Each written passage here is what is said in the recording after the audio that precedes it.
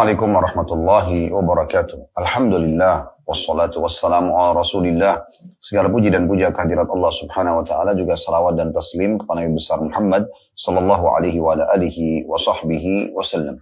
Semoga pada hari ini teman-teman sekalian yang mengikuti acara kita live, ataupun mungkin ada yang mengikuti nanti siaran ulang, semoga saja siapapun yang mengikuti acara ini, Allah subhanahu wa ta'ala penuhi hajat-hajat dunianya dan akhiratnya. Allah terima seluruh amal-amal saleh yang pernah dikerjakan, serta juga Allah maafkan semua kesalahan-kesalahan, dan sebagaimana Allah subhanahu wa ta'ala mempertemukan kita dalam majlis kita ini, maka Allah juga mempertemukan kita insyaAllah di surga Firdausnya tanpa hisab. Allahumma amin. Baik, kita akan lanjutkan teman-teman sekalian seperti biasa di hari Kamis, dan kebetulan hari ini online. Buku yang ditulis oleh Abdul Latif bin Hajiz Al-Ghamidi, 100 ide praktis mendidik keluarga menjadi saleh. Dan kita akan masuk bagian ketiga di halaman 62, partisipasi keluarga dalam berdakwah kepada Allah subhanahu wa ta'ala. Sebelum kita masuk tentunya membaca apa yang ditulis oleh penulis, mulai dari ide ke-60 tentunya, dari 100 ide, karena kita sudah menyelesaikan sampai ide ke-59 pada Kamis yang lalu, maka kami mengingatkan kembali atau ingin memberikan kronologis dulu, atau muqaddimah lah lebih tepat, ya, pembukaan dan pendahuluan. Kenapa ada dakwah di jalan Allah subhanahu wa ta'ala? Kenapa kita sendiri harus peduli dengan dakwah, dan kenapa keluarga juga kita libatkan dalam dakwah? Teman-teman sekalian, agama yang kita anut ini adalah agama yang benar, dan hanya satu agama yang Allah subhanahu wa ta'ala terima, yaitu agama Islam.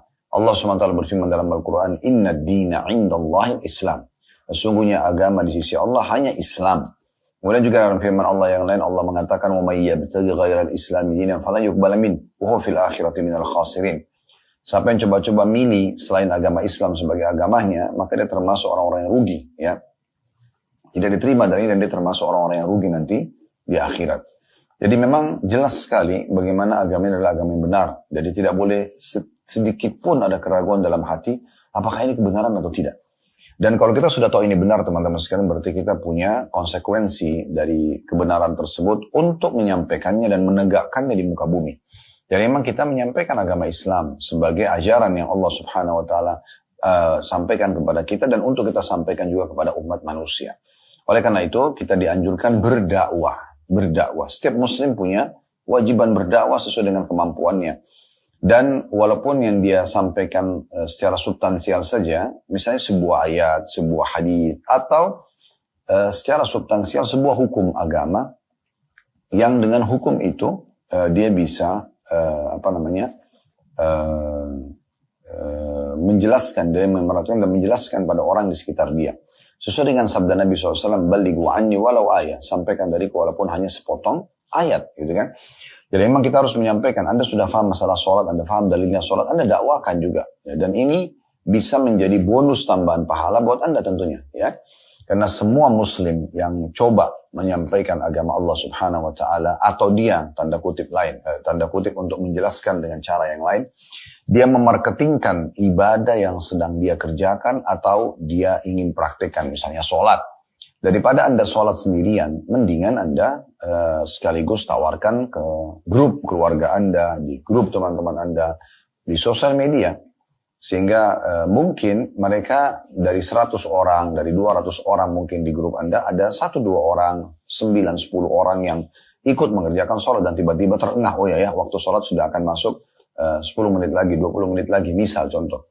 Maka itu teman-teman sekalian, Anda akan bisa meraih pahala sholat Anda, dan Anda akan meraih pahala sholat mereka, tanpa dikurangi sedikitpun dari pahala sholat mereka. Sebagaimana hadis yang masyhur yang sudah kita tahu sama-sama. Siapa yang menunjukkan pada kebaikan, maka dia akan mendapatkan pahala orang yang mengikutinya, tanpa mengurangi sedikitpun dari pahala orang yang mengikutinya. Nah ini kesimpulan dan penjelasan tentang masalah dakwah itu, ya. Kenapa kita harus berdakwah, dan seperti apa sebenarnya dakwah yang kita sampaikan sesuai dengan kemampuan kita tentunya. Nah, oleh karena itu bukan hanya diri kita, tapi juga kita mengajak keluarga kita untuk partisipasi dalam berdakwah. Ya. Beranjak daripada dalil yang diangkat oleh penulis ini, surah Al-Imran, surah nomor 3 ayat 104 yang berbunyi, وَلْتَكُمْ مِنْكُمْ أُمَّةٌ يَدْعُونَ إِلَى الْخَيْرِ وَيَأْمُرُونَ بِالْمَعْرُوفِ وَيَنْهَوْنَ عَنِ الْمُنْكَرِ وَأُولَئِكَ هُمُ الْمُفْلِحُونَ. Hendaklah di antara kalian ada segolongan orang yang menyeru kepada kebajikan menyuruh berbuat yang ma'ruf dan mencegah dari yang mungkar. Dan mereka itulah orang-orang yang beruntung. Dari ayat ini kita bisa lihat adanya penekanan dan anjuran dari Allah Subhanahu wa taala agar setiap orang di antara kita menjadi orang yang terbaik. Ya, dikatakan hendaklah di antara Anda segolongan orang yang menyuruh kepada kebajikan. Sudah faham? Bukan cuma sekedar dikonsumsi pribadi, tapi juga diajarkan kepada orang lain, ya. Menyuruh berbuat yang ma'ruf yang Allah perintahkan dan melarang dari atau mencegah dari yang mungkar apa yang Allah larang, ya. Dan mereka itu adalah orang-orang yang beruntung. Baik, kita akan masuk teman-teman sekalian ke ide kalau dari urutan awal tentunya itu urutan ke-60. Namun ini ide pertama di poin ketiga masalah partisipasi keluarga dalam berdakwah kepada Allah atau di jalan Allah Subhanahu wa taala. Poin ke-60 atau ide ke-60 ini, dan ini adalah ide yang pertama dalam masalah dakwah. 60 urutannya dari awal tentunya. Mendorong keluarga untuk berdakwah kepada Allah di lingkungan yang mereka masuk ke dalamnya. Seperti sekolah, para kerabat, para tetangga, dan rekan-rekan. Patut membantu mereka dalam berdakwah dengan menyiapkan kaset-kaset, buku-buku saku, buletin-buletin, informasi kajian-kajian, dan sarana penunjang lainnya yang disyariatkan dalam berdakwah kepada Allah Subhanahu wa ta'ala. Ini paragraf sangat penting, ya. Artinya bagaimana kita terlebih dahulu, ya, menjadi seorang praktisi, kita yang mempraktikkan tentunya agama Allah Subhanahu wa ta'ala dengan cara kita mempelajari lalu kita praktekin lalu kemudian kita mendakwakan pada orang-orang terdekat kayak pasangan hidup, anak-anak, pembantu rumah tangga, siapa saja, supir, siapa yang bersama kita di sekitar lingkungan kita dakwakan kepada mereka Islam itu. Apa yang kita mampu, misalnya mengajak mereka sholat, mengajak mereka puasa, mengajak mereka membaca Al-Quran, mengajak mereka berzikir, berdoa, bersedekah dan seterusnya. Apa saja yang kira-kira bisa kita dakwakan. Nah, ini masuk dalam poin yang sedang disinggung, ya.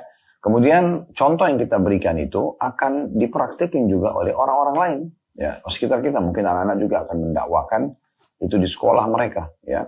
Saya kadang-kadang kalau mengingatkan sesuatu anak-anak di rumah dan mereka paham itu adalah perintah agama, begitu mereka pulang mereka ada yang menginformasikan tentang bagaimana menyampaikan juga hal yang sama kepada teman-temannya, gitu kan.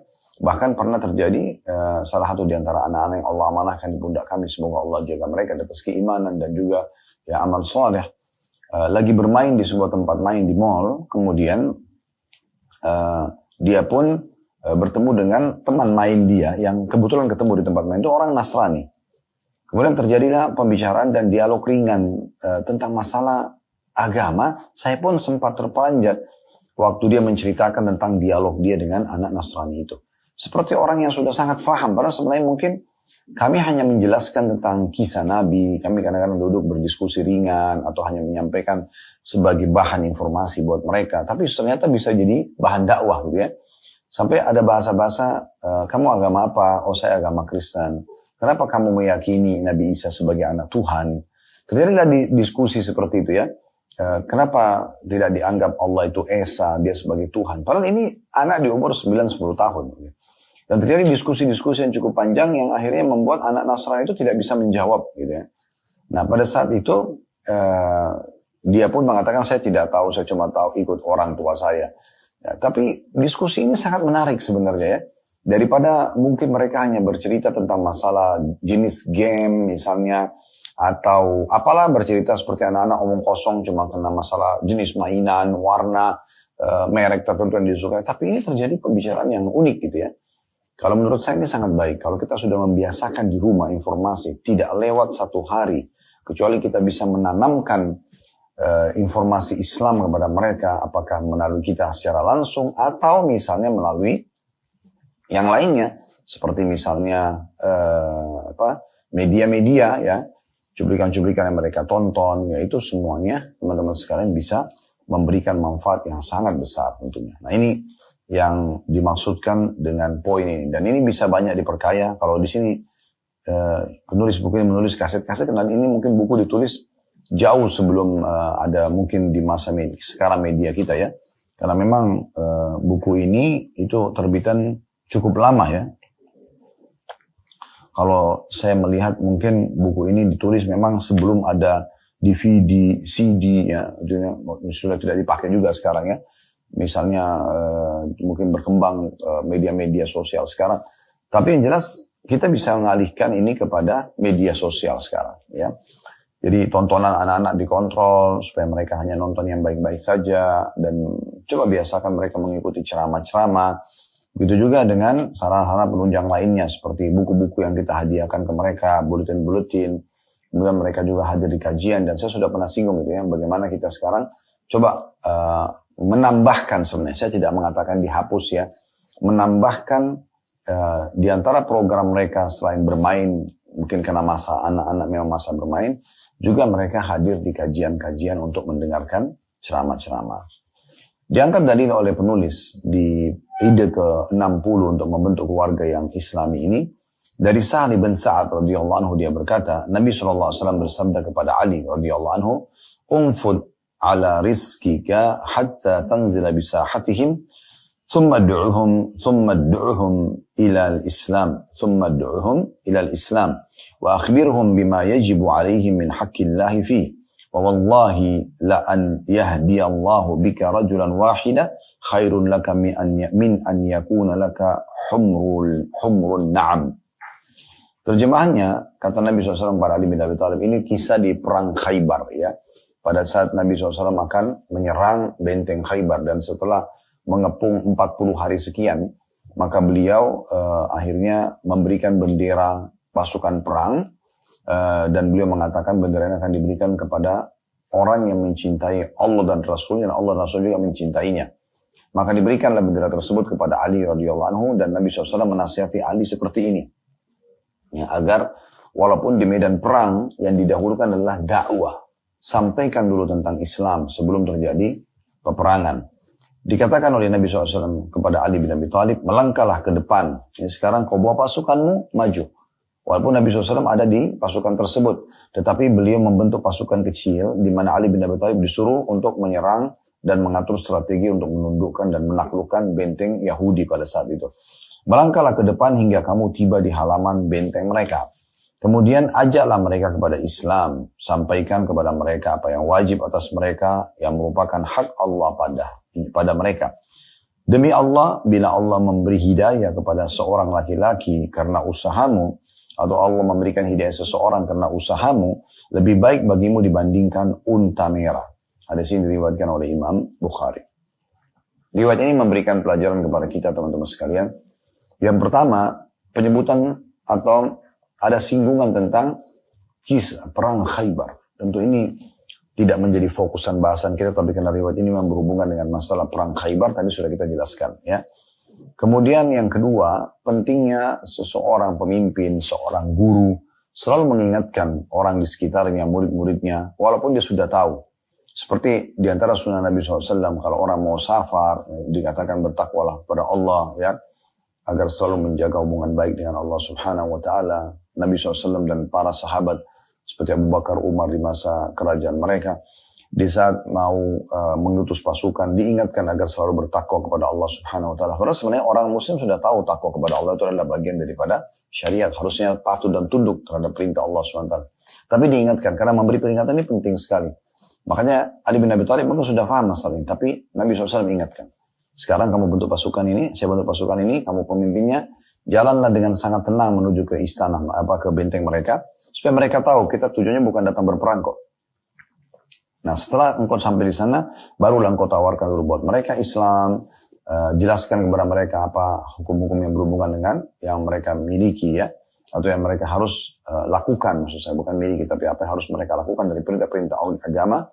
Kemudian juga dalam riwayat lain disebutkan, tawarkan setelah itu jizyah kalau mereka nolak masuk Islam atau upeti.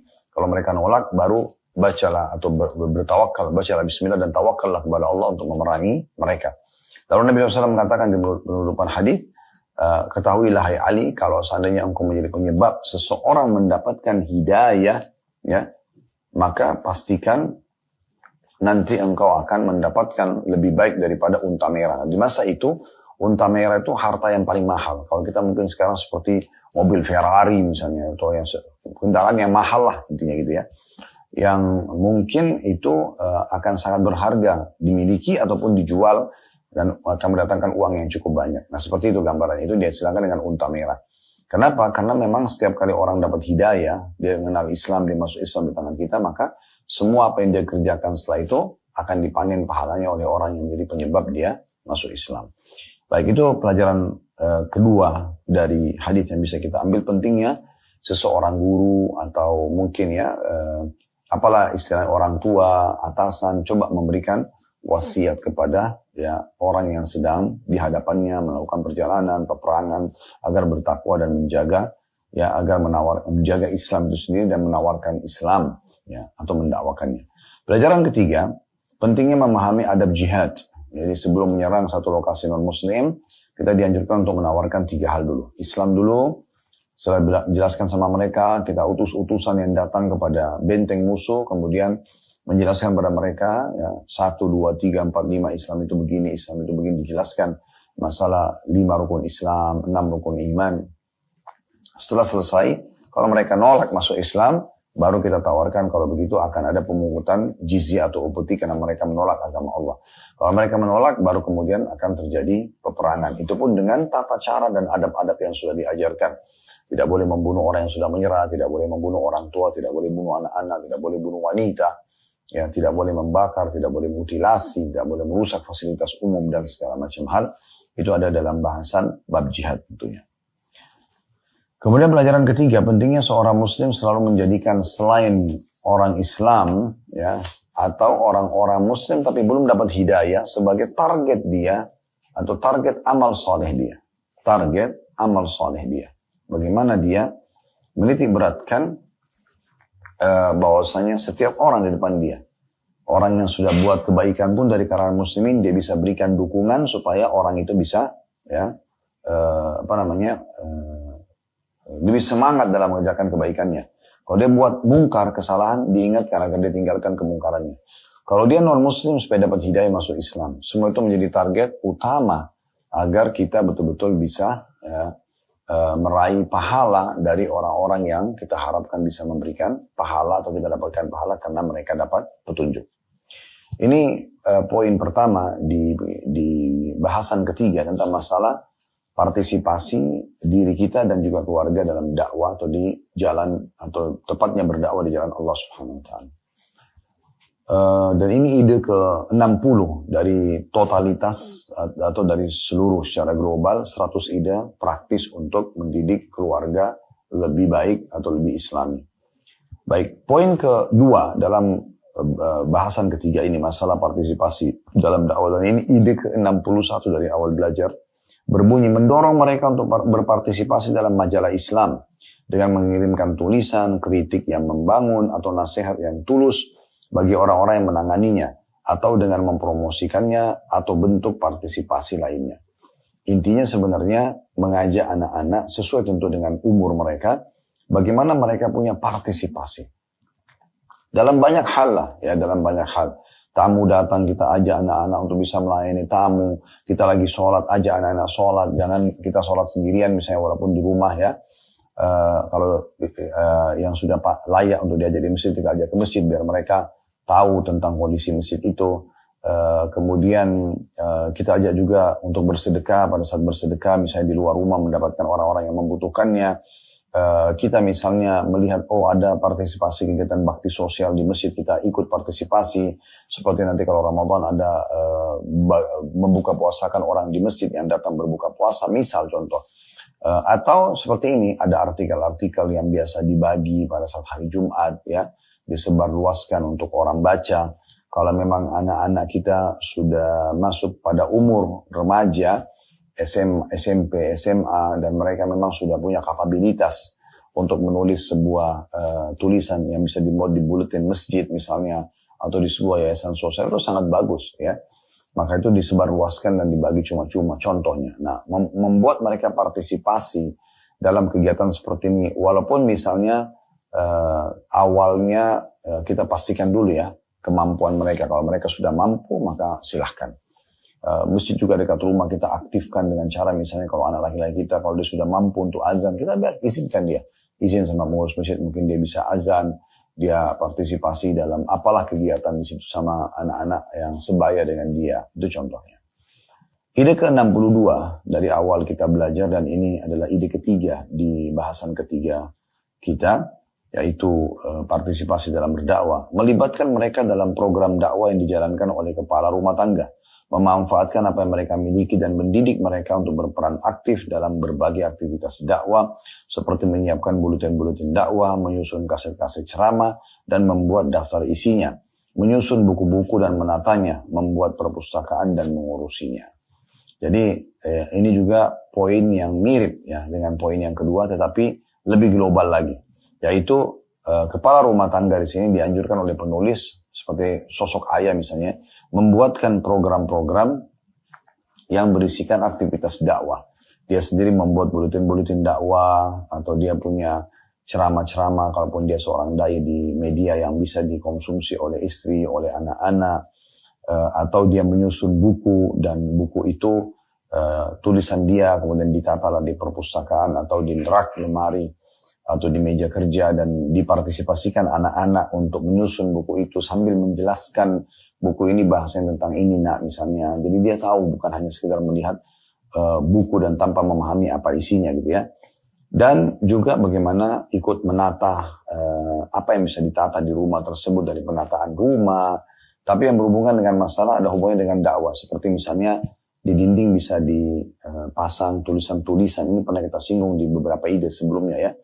Ada tulisan-tulisan yang mereka bisa baca setiap saat, yang ditempel di kamar-kamar mereka, yang itu mungkin bisa diganti mungkin per sebulan sekali, dari potongan ayat Al-Quran dan terjemahannya, dari hadis Nabi SAW, dari perkataan para ulama, dan itu pernah kita singgung ya. Ini bisa kita kembangkan ke bukan lagi lembaran yang kita tempel di dinding, tapi bisa dalam bentuk layar televisi, yang televisi itu terus berjalan dan berisikan cuplikan-cuplikan yang berputar itu saja, dengan target dia memahaminya sampai selama sebulan, baru kemudian kita ganti dengan materi yang lain. Ide ke-63 dari awal belajar, dan adalah ide yang keempat di dalam bahasan ketiga kita masalah partisipasi dalam dakwah, yaitu melatih mereka untuk menulis bantahan yang melatih mereka untuk menulis bantahan yang sahih terhadap tulisan-tulisan yang merusak, yang menyimpang dari kebenaran dan tenggelam dalam kebatilan, lalu mengirimkannya sesudah mengeditnya ke koran-koran atau majalah yang memuat tulisan menyimpang itu dan selainnya, untuk menyuarakan kebenaran dan agar jalan para penjahat menjadi jelas.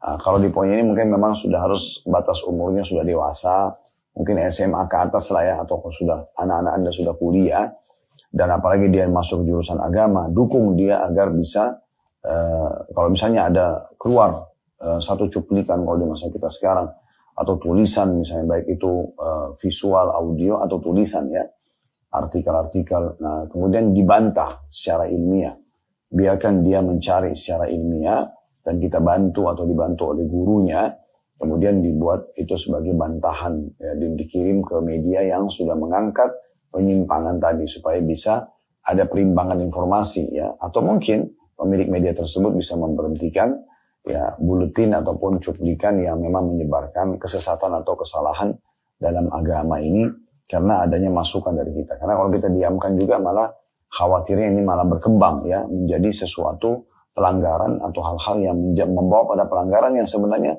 tidak perlu ada gitu ya. Karena banyak juga orang subhanallah mungkin dia mengangkat cuplikan atau buletin tulisannya yang sebenarnya mungkin dia tidak tahu itu menyimpang atau tidak. Ya, karena beberapa kasus begitu.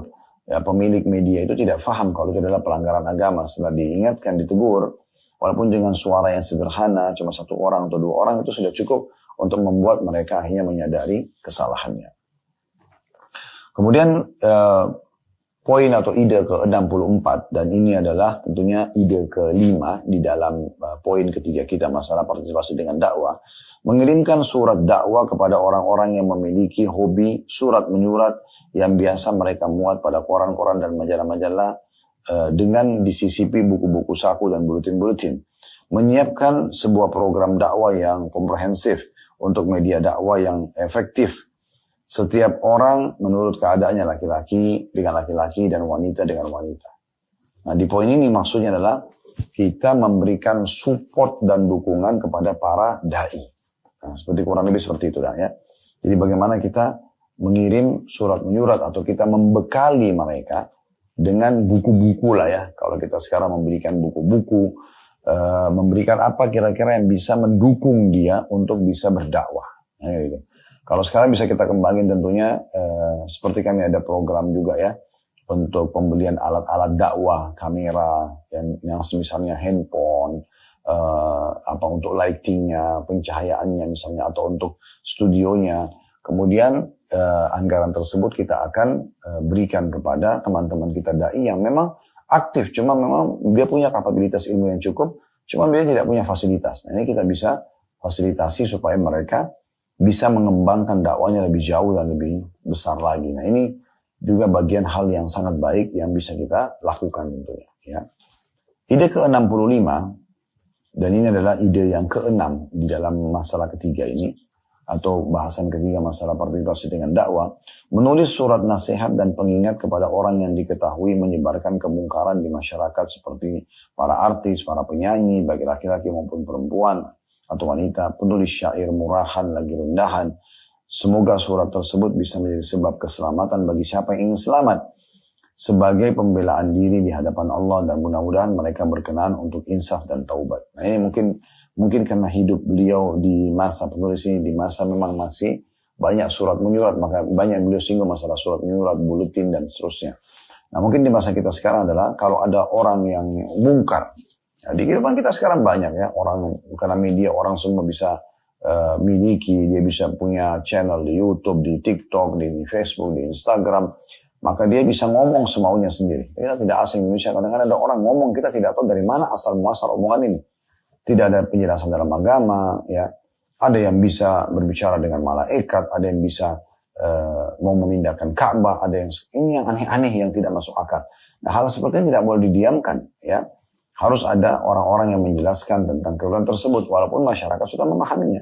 Ya, sehingga jawaban terhadap pemahaman seperti ini, ya itu walaupun kalau amar ma'ruf nahi munkar, kalau sudah ada satu orang yang menegakkannya, maka yang lain sudah menjadi sunnah muakkadah. Tapi selama belum ada yang meluruskannya, maka bisa menjadi kewajiban itu ya, terutama bagi orang yang punya kapabilitas atau kesanggupan untuk menjawab, ya, mengajarkan atau meluruskan pemahaman yang keliru tadi. Nah, ini tidak boleh dibiarkan. Nah, ini penting sekali untuk kita luruskan, ya, dan di saat ini tentu sekaligus kita luruskan. Jadi tidak masuk akal dan tidak akan pernah ada dari masa Nabi SAW orang-orang yang kayak sekarang muncul di Indonesia, tiba-tiba bisa berbicara dengan malaikat, bisa mengusir malaikat, bahkan ya bisa mengatakan memindahkan Ka'bah kalau mau, bisa. Dan tidak masuk akal, gitu ya. Yang tidak masuk akal, yang sebenarnya ini semua kemungkaran. Ini jelas kemungkaran dan kebodohan. Dan kita berharap tentunya pemerintah dan MUI juga partisipasi dalam menghentikan orang-orang seperti ini, karena jelas sekali membawa nama Islam. Kalau dia mengaku agama lain dan memang di agama mereka dibiarkan, itu tidak masalah. Tapi ini membawa nama-nama Islam, gitu kan? Dan ini luar biasa gitu, ya. Dengan kata-kata yang tidak masuk akal dan jelas-jelas sudah tidak ilmiah, tidak punya tata krama baik kepada Allah dan Rasulnya atau kepada agama Islam, lalu dibiarkan, ya, sehingga makin menyebar ajaran yang seliru. Ini sebenarnya tidak boleh, ya. Kalau dibiarkan, harus semua dai sepakat dan para ulama untuk bicara dan meluruskan orang seperti ini, melaporkan kepada pihak pemerintah, pemerintah pun juga memberhentikan supaya jangan terus kebodohan menyebar di tengah-tengah masyarakat yang tidak masuk akal tentunya, ya. Sudah jelas-jelas penyampaian tidak masuk akal.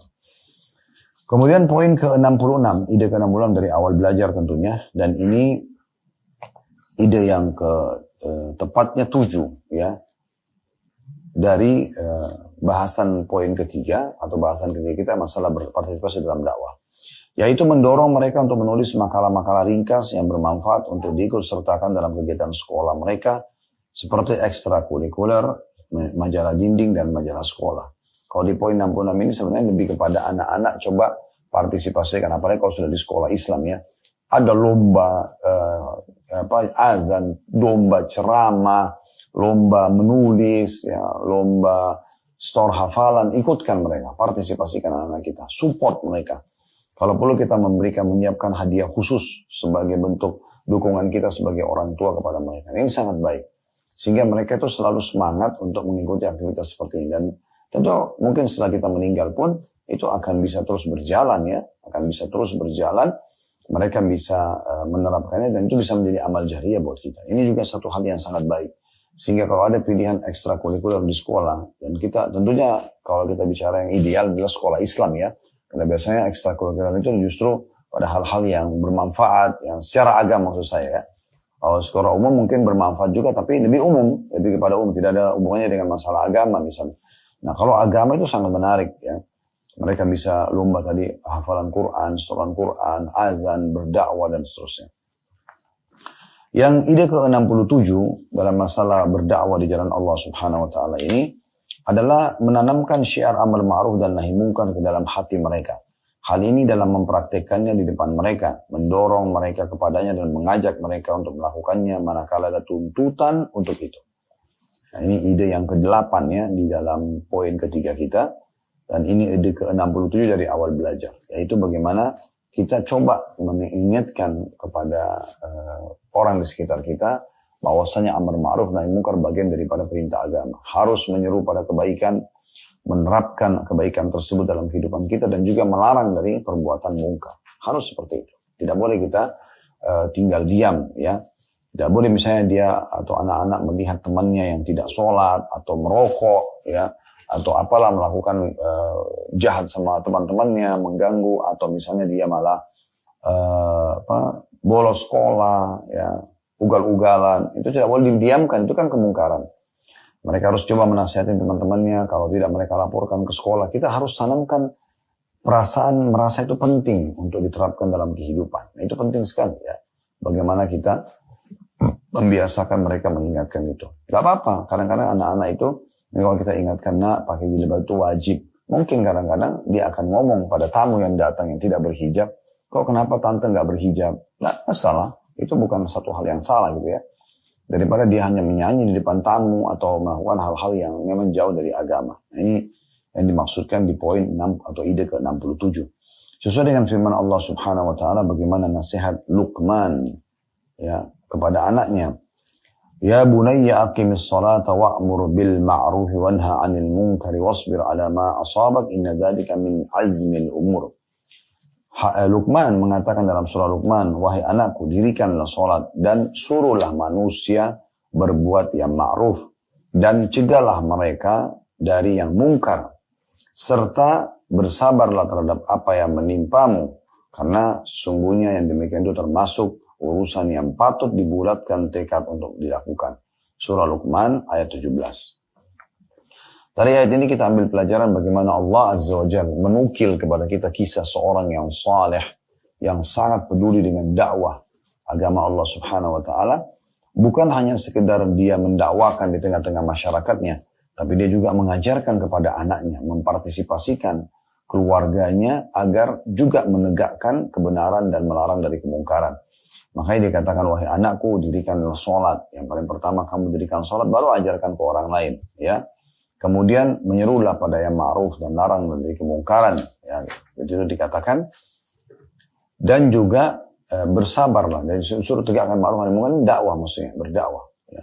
Dan bersabar terhadap apa yang menimpamu. Kalau ada ujian datang, sabar. Karena itulah solusi yang terbaik dalam agama. Kalau ada ujian, yaitu dengan bersabar. Gitu ya. Karena itu adalah sesuatu yang patut atau pantas terjadi dalam kehidupan kamu. Atau pasti akan terjadi dalam bentuk ujian. Atau menyuruh orang pada kebaikan, melarang dari kemungkaran. Itu memang satu kelaziman yang harus dijadikan sebagai program hidup. Kata penulis di ide 67 ini, dampak akan sangat mendalam di dalam hati perokok misalnya. Manakala seorang anak kecil memperingatkannya dari bahaya rokok dan melarangnya merokok. Demikian juga seorang gadis yang lalai dalam keasyikannya mendengar lagu-lagu. Lalu seorang gadis kecil datang mengingatkannya tentang pengharaman dan memperingatkannya dari bahayanya. Artinya, kalau yang sebaya dengan dia yang ngomong, dengan retorika yang sederhana yang memang di umur mereka itu, itulah retorika yang paling tepat digunakan. Tidak perlu terlalu ilmiah misalnya. Itu mungkin bisa lebih menyentuh sehingga membuat mereka bisa berubah. Saya melihat subhanallah di Amerika lagi berkembang, di Eropa, bagaimana para YouTuber dan orang-orang yang bergerak di media sosial mencari sesuatu yang heboh, yang bagi mereka mau belajar melanggar agama atau tidak. Ada yang mempraktikkan bagaimana ciuman di jalan, ada bagaimana mempraktikkan menggoda lawan jenisnya, ada yang mempraktikkan ini dan itu, memamerkan auratnya. Aneh-aneh gitu ya. Yang sebenarnya itu tidak boleh ditinggal diamkan karena mereka sudah menyebarkan kemungkaran. Ya. Subhanallah, ada cuplikan beberapa hari sebelum terjadi kebakaran di LA kemarin. Itu saya juga kaget melihat cuplikan tersebut. Ada orang-orang Nasrani yang di pinggir jalan, mereka anggaplah mereka orang Nasrani karena memang jelas keadaannya bukan muslimah ya. Mereka dengan mikrofon dan teriak-teriak sambil mengatakan, wahai penduduk LA, penduduk Amerika, apakah kalian mengira Tuhan akan tinggal diam pada saat kalian melakukan seks bebas, kalian mabuk-mabukan, kalian berjudi, kalian transaksi yang haram. Mereka membahasakan subhanallah memang seperti hukum Allah. Dan ini akan bisa mendatangkan hukuman dari Allah, dari Tuhan. Mereka membahasakan Tuhan gitu ya.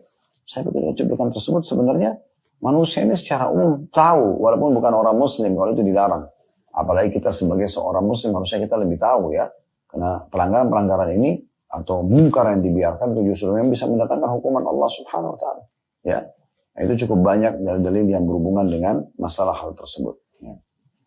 Kemudian ide ke-68 dari awal kita belajar tentunya, mengajak mereka untuk memperhatikan keadaan dunia Islam, urusan-urusan dan persoalan-persoalan kaum muslimin, agar mereka menyibukkan diri dengan hal-hal besar dan penting, menjauhi hal-hal rendah dan remeh, agar dari hati sanubari mereka lahir sebuah perasaan cinta kepada iman, kepada orang-orang beriman, dan juga wala atau loyal kepada kaum muslimin. Pikiran seseorang itu tergantung kepada semangatnya. Siapa yang mengitari bintang, maka dia tidak akan menerima kurang dari itu. Rasulullah SAW bersabda, Ya Aisyah, laula hidthanu qaumiki bil kufri, lanaqattul baita hatta azida fihi minal hijri, fa inna qaumiki qassaru fil bina. Wahai Aisyah, seandainya bukan karena kaummu belum lama berlepas dari kekafiran, niscaya aku sudah merenovasi Ka'bah dan memasukkan hijir padanya. Karena sungguhnya kaummu mengurangi bangunannya. Hadis ini diriwayatkan oleh Imam Muslim. Di poin ini teman-teman sekalian yang tentu sekaligus kita kemungkinan tutup ya bahasan kita di kesempatan ini. Dan kita akan buka sesi tanya jawab sebenarnya ya. Berhubungan dengan masalah ini. Kalau memang masih ada waktu saya akan coba sambung ke ide, karena idenya sampai ide ke-73 sebenarnya. Tapi kalau saya jelaskan sebentar lagi syarahnya ini, dan melihat waktu sudah pas untuk pertanyaan, kami akan buka pertanyaan. Tapi kalau tidak, masih ada waktu, maka saya akan sambung untuk menyelesaikan bahasan ketiga kita, sampai ke ide 73 tentang masalah berdakwah atau partisipasi dalam dakwah tentunya. Nah di ide ke-68 ini menarik sekali. Bagaimana kita mengajarkan dan menjelaskan kepada anak-anak tentang kondisi perkembangan negara-negara Islam. Apakah yang sedang berkembang pesat dan sebab-sebabnya kenapa berkembang pesat, dan yang misalnya lagi tertindas, ya, kayak keadaan Palestina, kita memberikan gambaran kepada anak-anak kita dan sebab-sebabnya apa saja, dan kenapa orang Yahudi melakukannya, ya, alasannya apa. Dan itu tidak benar, setelah kita jelaskan tentunya kita paparkan ini adalah alasan tidak benar. Kemudian muslimin kenapa mereka tetap bertahan di wilayah sementara mereka sudah dibombardir. Dan apa itu jihad, supaya mereka memahami dengan benar. Ya, semua itu kita perlu paparkan. Karena ini akan memunculkan dalam diri mereka kepedulian terhadap kaum muslimin.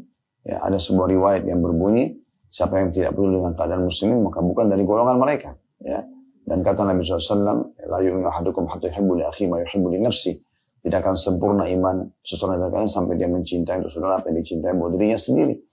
Maka di sini kita perlu tanamkan itu ke dalam jiwa keluarga, terutama anak-anak, agar mereka betul-betul, ya teman-teman sekalian, peduli dengan kondisi kaum muslimin. Dan ini bagian daripada hal yang dianjurkan. Ya, Nabi SAW selalu menekankan agar penduduk asli Madinah yang biasa diistilahkan dengan Ansar, dari dua suku, yaitu suku Aus dan Khazraj, agar memperhatikan secara khusus ya saudara-saudara mereka yang hijrah dari kota Mekah, gitu ya, yang dikenal dengan muhajirin. Nah ini teman-teman sekalian perlu sekali untuk digarisbawahi, karena memang Nabi SAW ingin agar muslimin peduli satu sama yang lain, ingin agar kaum muslimin peduli satu sama yang lain, dan ini tujuannya agar bisa memunculkan dalam hati mereka agar punya loyalitas atau wala dengan kaum muslimin. Mereka harus tahu itu adalah saudara-saudara mereka harus bantu, ya. Dan kebenaran harus ditegakkan, kebatilan harus diperangi. Itu kita sampaikan, walaupun tidak harus mereka langsung dari masa kecil sudah ikut terlibat dalam peperangannya. Dan mereka tahu informasi, dan mereka tahu siapa yang benar dan siapa yang salah. Dan alasan kenapa orang yang salah melakukannya, alasan orang yang benar karena melakukannya. Lalu kita luruskan itu ya. Yang salah ini harusnya tidak melakukan dan begini dan begitu. Dan yang benar harusnya melakukan ini dan begitu. Dan benar janji Allah akan berlaku. Bahwasanya kemenangan akan segera datang kepada orang-orang yang sabar dan berjuang di jalannya. Kemudian di sini teman-teman sekalian kita perlu menggarisbawahi di mana Nabi SAW mengajarkan kepada istri beliau tentang masalah ini. Bagaimana kita menghormati syiar-syiar Islam, di antaranya Ka'bah. Dan dulu di masa sebelum Nabi SAW diutus menjadi Nabi, Ka'bah itu pernah direnovasi.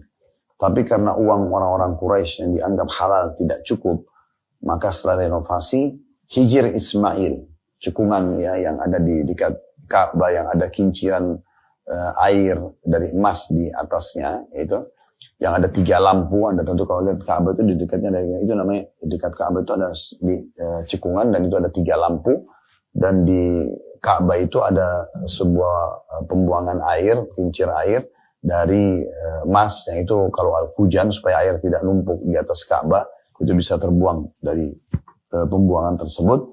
Ini namanya Hijr Ismail. Dulu ini bagian daripada Ka'bah. Tapi karena mereka tidak memiliki harta yang cukup untuk membangun Ka'bah, maka terpisahlah antara Hijr Ismail dengan fisik Ka'bah sendiri. Nabi SAW mengingatkan Aisyah, istrinya yang diajak omong. Dan ini hanya menjadi sebuah penyampaian kepada umat. Wahai Aisyah, kalau bukan karena kaummu ini, ya, baru saja mengenal Islam, ya, maka saya akan kembalikan Ka'bah, atau saya akan kembalikan Hijr menjadi bagian Ka'bah. Dalam riwayat lain seperti yang dibangun oleh Ibrahim alaihi wassalatu wassalam. Ini penyampaian Nabi SAW kepada Aisyah. Peringatan supaya Aisyah mau atau bisa memahami kenapa Hijr Ismail itu bagian dari Ka'bah. Dan kenapa juga secara histori dia terlepas dan keluar dari bangunan Ka'bah. Karena kondisi orang-orang Quraisy yang tidak mampu untuk mengumpulkan harta di masa itu. Dan ini juga sudah kita jelaskan panjang lebar di kajian Sirah Nabawi kita tentang masalah ini. Baik, kita masuk teman-teman sekalian, karena tadi saya bilang kalau masih ada waktu kita akan coba sambung lagi di ide ke-69 ya, masih masalah dakwah. Memperhatikan sisi positif dan negatif masyarakat. Apa yang terjadi di masyarakat berupa kejadian dan peristiwa, lalu menyampaikannya kepada para ulama dan para syekh, sehingga mereka mendapatkan informasi yang lengkap tentang apa yang sebenarnya terjadi, dan selanjutnya jalan keluar yang mereka tunjukkan lebih bermanfaat dan solusi mereka lebih mujarab. Artinya kalau memang ada masalah-masalah yang sedang terjadi dan Anda mengenal seorang alim atau biasa jamaknya ulama yang mungkin belum sampai kepada mereka informasi, kita bisa sampaikan. Atau mungkin seorang alim itu mendapatkan sebuah sumber informasi yang keliru, kemudian tentunya kita perlu meluruskan dan menyampaikan, lalu kita pergi ke sana, lalu kita sampaikan sebenarnya yang terjadi itu seperti ini, misalnya, supaya orang tidak salah faham, gitu ya. Saya berapa kali bertemu dengan beberapa saudara kita Muslim yang dekat dengan pemerintahan, dan di saat tersebar sebuah isu yang sedang betul-betul menyebar luar biasa seperti sebuah virus dengan masyarakat yang menilai negatif pemerintah, ternyata jawaban dari orang-orang pemerintahan ini tidak seperti itu, dan itu perlu disampaikan. Dan pada saat sampai kepada kami sampaikan lagi, gitu kan, untuk meluruskan pemahaman yang keliru di tengah-tengah masyarakat. Ya. Banyak orang tidak salah faham, apalagi langsung menilai seorang pemimpin negara dengan hal yang negatif karena keputusan yang diambil, padahal sebenarnya kalau dia di posisi pemimpin negara itu belum tentu dia bisa ambil keputusan yang sama atau mungkin memecahkan permasalahannya. Jadi ternyata mereka tuh sudah memikirkan, dan karena situasi itu adalah mereka yang hadapin, maka mereka mulailah berpikir jalan keluarnya yang mungkin umumnya masyarakat tidak paham tentang masalah itu. Ini contoh-contohnya. Ide ke-70, mengadakan kajian khusus untuk kaum wanita sepekan atau sebulan sekali di rumah, mengundang para tetangga, para kerabat, dan para kenalan. Pembicaranya adalah salah seorang dai wanita yang menyampaikan pelajaran khusus bagi kaum wanita. Sementara tugas keluarga dalam menyiapkan acara ini dan mengambil faedah darinya. Kegiatan semacam ini menumbuhkan semangat dakwah dan keinginan untuk menyampaikan kebaikan kepada orang. Intinya ide ke-70 ini termasuk dalam dakwah adalah mengadakan pengajian. Nah, kalau pengajian bisa kita kalau memang punya kemampuan menyampaikan, kita yang menyampaikan sebagai ustadz atau ustazah. Kalau tidak, maka bisa orang lain yang dipanggil. Atau kalau di rumah tidak bisa, maka ada masjid dekat rumah, bisa kita aktif dalam pengajian di dekat rumah gitu ya. Atau juga kita bisa kembangkan kalau sekarang seperti ada kajian-kajian online kayak sekarang kita ini ya. Kemudian mulailah disebarkan kajian tersebut, diambil linknya lalu disebarluaskan di media-media yang ada atau di grup-grup yang kita miliki di handphone kita. Kemudian mereka juga ikut tonton. Nah ini semuanya bagian hal yang masuk dalam masalah ini. Jadi ke-71 membiasakan mereka menyampaikan pidato dan nasihat, menunjukkan kepada mereka media-media dan adab-adab berbicara depan khalayak dan mempengaruhi mereka. Hal ini dengan cara menugaskan ya, salah seorang dari mereka untuk menyiapkan semacam kultum, nasihat singkat yang disampaikan kepada anggota keluarga. Selanjutnya keluarga memberikan penilaian bagi mereka, menunjukkan kelebihan dan kekurangannya. Patut diperhatikan pentingnya mengangkat semangat anggota keluarga yang menyampaikan nasihat, menanamkan kepercayaan diri, namun tidak sampai membuatnya sombong dan memegangkan diri. Nah kalau ini lebih kepada aktivitas internal ya. Kalau misalnya Anda punya beberapa orang anak, Anda bisa mengatakan, coba ya, kita mau dengarkan ya, sebutkan nama anak pertama atau anak kedua untuk berbicara tentang kejujuran misalnya. Nah, dia bicara depan adik-adiknya. Kemudian kita sebagai orang tuanya memberikan penilaian. Nah, ini benar atau ini salah. Tapi tampilnya mereka di depan saudara-saudaranya dulu di rumah, atau depannya mungkin ART atau siapa yang anggota di rumah, kerabat kita, itu adalah hal yang sangat positif. Kadang-kadang ada orang justru manggil anaknya hanya untuk disuruh joget depan tamu atau depan kerabat, atau hanya disuruh apalah lelucon, ketawa, padahal sebenarnya mungkin bisa lebih hal-hal yang bermanfaat yang membuat percaya diri mereka lebih besar dan bisa saja mungkin menjadi dakwah juga untuk tamu pada saat mereka bisa menyampaikan dengan retorika yang baik. Dua ide tersisa teman-teman sekalian kita tutup dengan ini, ide 72, membagikan buku-buku saku, buletin-buletin dan kasih-kasih yang bermanfaat kepada masyarakat di perempatan lampu merah saat mobil bapak berhenti di sisi mobil orang lain. Seseorang anak memberi pengendaranya sebuah buku atau kaset dengan senyuman tulus dan raut muka yang ceria. Saat lampu menyala hijau, maka bapak menjalankan mobilnya seraya mendoakan penerima agar mendapatkan hidayah dan keluarga mengamini doanya agar keluarga belajar berdakwah dan juga mendoakan. Nah ini juga satu ide yang menarik, mungkin jarang sekali orang melakukannya ya. Bagaimana kita biasakan di mobil membawa buku-buku agama, yang buku-buku ini bisa kita bagikan di saat lampu merah saja. Momentum itu, misalnya kita lagi berparkir, berhenti di lampu merah dan bersebelahan dengan mobil orang lain. Bukan mustahil kita bisa menyebarkan dakwah seketika di saat itu. Dengan mengetuk kaca misalnya dan mengatakan, atau anak kita yang kita suruh untuk memberikan dari mobil ke mobil saja buku tersebut ya sebagai hadiah. Begitu dibuka lalu dikatakan ini hadiah dari kami misalnya, biar anak-anak yang berbicara, maka pasti mereka akan merespon positif ya. Setelah itu kata penulis, doakan setelah kita jalan, semoga itu jadi penyebab hidayahnya. Dan kita bisa bayangkan kalau kita jalan dan kita melewati misal 4, 5 atau sampai 10 lampu merah, dan kita di setiap lampu merah membagi buku ini sangat bagus. Ya juga pernah saya bagi ide ini teman-teman sekalian. Anda bisa bawa mukena di mobil, sarung dan baju koko misalnya yang ditaruh yang terbungkus bagus rapi di plastiknya, di kemasannya, kemudian Anda sisipkan buku agama di situ.